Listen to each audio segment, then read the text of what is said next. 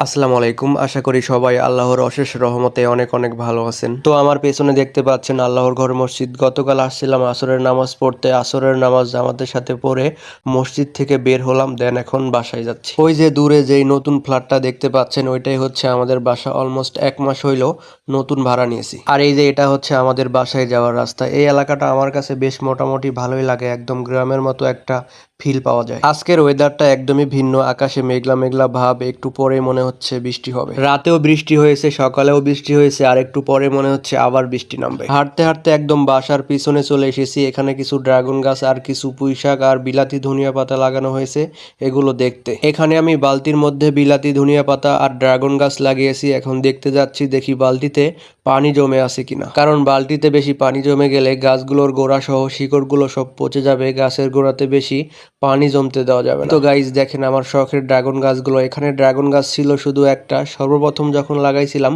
তখন লাগিয়েছিলাম একটা। আর ওই যে মাঝখানে দেখতে পাচ্ছেন অনেক মোটা একটা গাছ, ওই গাছটা কেটে ফেলেছি শুধু একটা কারণেই, গাছের গোড়াতে পানি জমে গাছটা একদম দুর্বল হয়ে গেছিল। আমার এই ড্রাগন গাছে অনেকগুলো ডাল বেরিয়েছিল, দুঃখের বিষয় হচ্ছে গাছের গোড়াতে পানি জমে একদম সবকিছু এলোমেলো হয়ে গেছে। তারপর ডালগুলো কেটে কেটে বিভিন্ন জায়গায় লাগিয়ে দিছি। তো এখানে দেখলাম সবকিছু ঠিকঠাক আছে, বালতিতে পানি জমে নাই, কারণ বালতির চারপাশে ফুটো করে দিয়েছি।